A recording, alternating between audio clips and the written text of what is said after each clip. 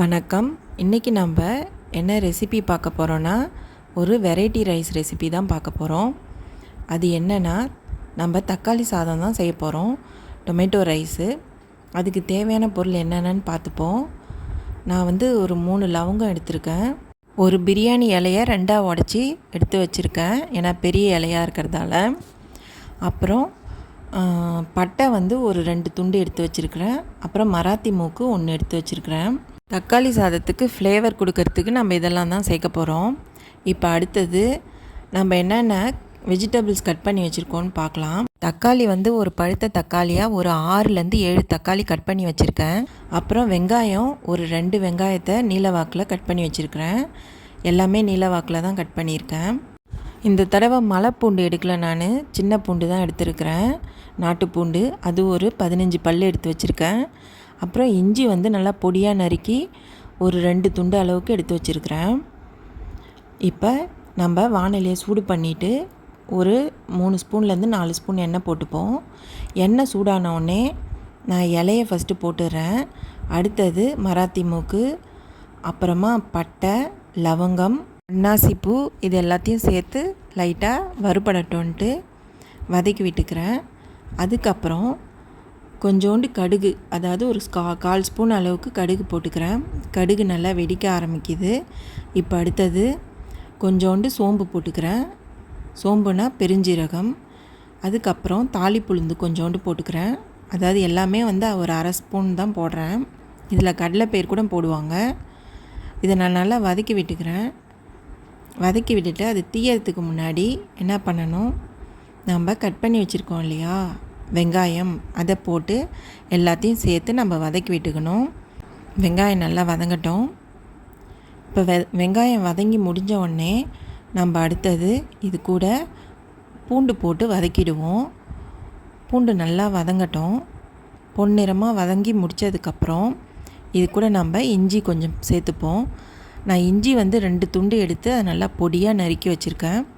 நீங்கள் இந்த மாதிரி சாப்பிட்டா பிடிக்காது அப்படின்னா நசுக்கி கூட போட்டுக்கலாம், இஞ்சியும் பூண்டையும், உங்களுடைய விருப்பம். அடுத்தது இது எல்லாத்தையும் சேர்த்து நான் வதக்கிக்கிறேன். இது நல்லா வதங்கிடுச்சு. இப்போ நான் ஒரு 1/2 ஸ்பூன் தூள் உப்பு இந்த வெங்காயத்து கூட சேர்த்து வதக்கிடுறேன். நான் இந்த ஸ்டேஜில் தக்காளி ஆட் பண்ணிக்கிறேன். கட் பண்ணி வச்சுருக்க தக்காளியை போட்டு நல்லா வதக்கிட்டு நல்லா கிரேவி ஃபார்முக்கு வரணும். இது பழுத்த தக்காளியாக இருக்கிறதால இது நல்லா வதங்கி தோல் காணாமல் போயிடும் வதங்கிடுச்சுன்னா. ஆனால் ஒரு சில தக்காளி ஹார்டாக இருக்கும், தோல் அப்படியே இருக்கும் வதங்கினதுக்கப்புறம் கூட.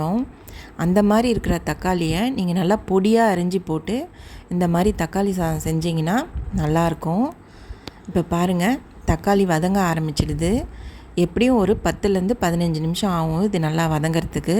தண்ணியெலாம் நீங்கள் எதுவுமே ஊற்ற வேணாம், தக்காளியிலேருந்து வர தண்ணியே போதும். இப்போ நான் இடிகாரம்னு சொல்லுவோம் இல்லையா, தனி மிளகாய் தூள், அதை நான் 1 ஸ்பூன் சேர்த்துக்கிறேன். கொஞ்சம் காரம் அதிகமாக வேணும்னா நீங்கள் 2 ஸ்பூன் கூட சேர்த்துக்கலாம். இல்லை ஒரு சிலர் பச்சை மிளகா மட்டும் சேர்த்து கூட செய்வாங்க தக்காளி சாதம். நான் ஆனால் இன்றைக்கி பச்சை மிளகா சேர்க்கலை, நான் இடிகாரம் தான் சேர்த்து செய்ய போகிறேன். இப்போ பாருங்கள், நான் ஒரு ஸ்பூன் இடிகாரம் போட்டு அதையும் சேர்த்து கலந்து விட்டுக்கிறேன். நல்லா கலந்து விட்டுட்டு நல்லா வதங்கட்டோன்ட்டு அடுப்பை ஒரு 10 நிமிஷம் மீடியம் ஃப்ளேமில் வச்சுடுங்க. அப்பப்போ கிண்டி விடுங்க. இப்போ நான் ஒரு 1/4 ஸ்பூன் மஞ்சத்தூள் சேர்த்துக்கிறேன். மஞ்சத்தூள் சேர்த்துட்டு நல்லா கலக்கி விட்டுடுறேன்.